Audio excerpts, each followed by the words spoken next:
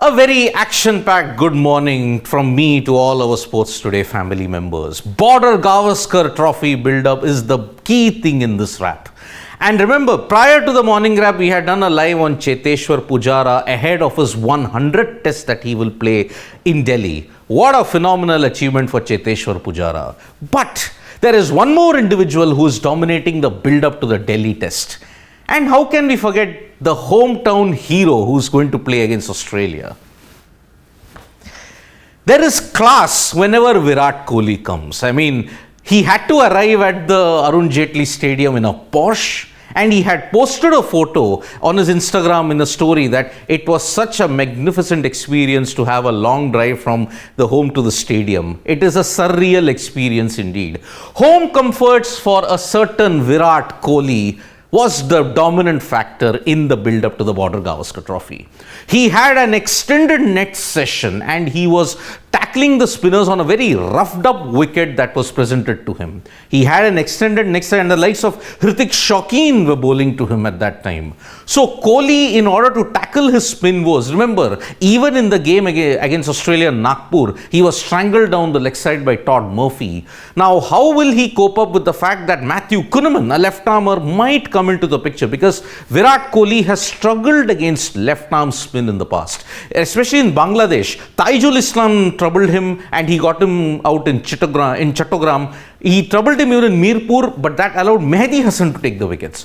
So Kohli's troubles against spin, that is the one thing that he may have to tick off ahead of the Delhi test. Remember, he's playing in his home ground after a long time, and the last couple of times he's played there, he has totally entertained the Delhi crowd. I mean, his double century that he hit against Sri Lanka, that was a thing of beauty at the Arun Jaitley Stadium. So Virat Kohli arriving in a Porsche but putting in the hard yards in order to tackle spin. If he tackles spin, what stops Virat Kohli from breaking his red ball rut that has been there for 3 years? Because he is back. The king is truly back when it comes to white ball cricket. But red ball cricket, yes, that average has dipped to under 30 in the last 3 years, and because of that, his overall test average has dipped to under 50. But it needs just one great innings from Virat Kohli to just come back to form. If he gets it in Delhi, it will be a divine providence indeed. I mean, he had, in his toughest time when he was coming up as a Ranji cricketer, he had scored a magnificent knock that made Virat Kohli what he is today. So in Delhi, about 17 years later, why not Virat Kohli do a repeat act? The Women's T20 World Cup continues to throw up a lot of surprises. India had beaten the West Indies in Cape Town, but in the game that happened after that, Pakistan versus Ireland, Muniba Ali, the Pakistan wicketkeeper, stole the show with a brilliant century. So, she created history in the process. Muniba Ali became the first women cricketer to hit a T20I century from Pakistan. And that is a true testament of where Pakistan cricket is growing at this point in time. It was because of her exploits that Pakistan defeated Ireland, and very faintly they are now within a qualifying chances for semi. But remember, they will have to win their next 2 games as well. If they lose one of them, they are out of the reckoning anyways.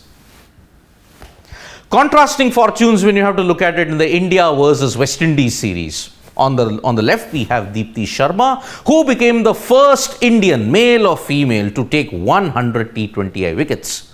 But on my right, if you have to look at it, it is a very dismal West Indies team at this point in time who are in the worst slump ever possible.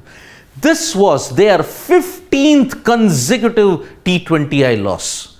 And it kind of sums up their situation at this point in time because most of the players are injured. Stephanie Taylor was injured, Hayley Matthews was injured, the skipper was injured. So what will be the fate of the West Indies team? Because remember, one more loss and they are out of the reckoning for the semi-finals. So West Indies and India, contrasting fortunes. India will take on England on February 18th, whereas the West Indies, their fate now will depend on a whole lot of other results as well. Rahul Dhruv had come for the press conference yesterday when it comes to the Border Gavaskar Trophy, and there was a question about tall left-armers. I mean, why can't India produce the likes of Shahid Shah Afridis or the Mitchell Starks? They are 6'4", 6'5", and they are very quick. Dravid had a very quirky response and one that made the entire room laugh out. He said, "If you have any that you know, please send them to us."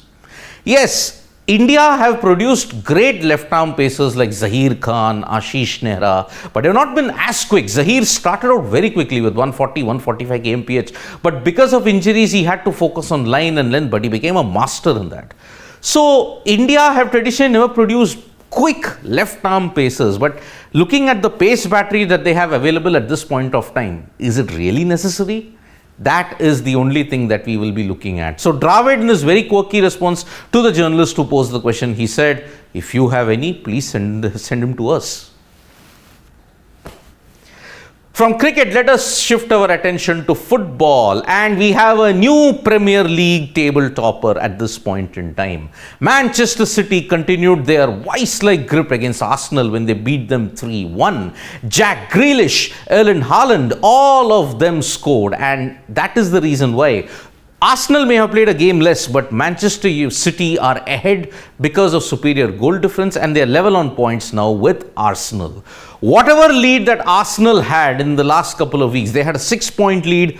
All that has evaporated. The second half of the Premier League now is really hotting up. Manchester City, as always, they get their A game towards the second half of the Premier League. They may be slow starters, but when they catch up in a big way. So congratulations to the men in blue in the Premier League that they are now on top of the league. But Arsenal, remember, have played one game less. They can retake the lead if that happens, if they win their next game. Over to the UEFA Champions League, and we had two matches that were played. Benfica versus Club Brugge, and Benfica won that. But it was the game between Dortmund and Chelsea that attracted the maximum interest. Dortmund managed to win 1-0 against Chelsea, and the match was rather marred towards the end by an ugly confrontation between both the sides. It is really not an ideal situation when two teams clash on the field, and there had to be a lot of personnel brought in to separate the two sides towards the end. So Arsenal have lost in the Premier League, whereas Chelsea have lost in the Champions League. It is really not an ideal situation at this point in time when it comes to the English clubs. So that is our morning wrap at this point in time. We'll be back throughout the day with all the updates from the BGT. We'll be updating you on a lot of other instances that have happened in sports as well. Subscribe to Sports Today for all the latest news and analysis. We are also there on Facebook, Twitter and Instagram. Tap that bell icon so you know when we go live. And don't forget to download the Sports Talk mobile app as well. Thank you.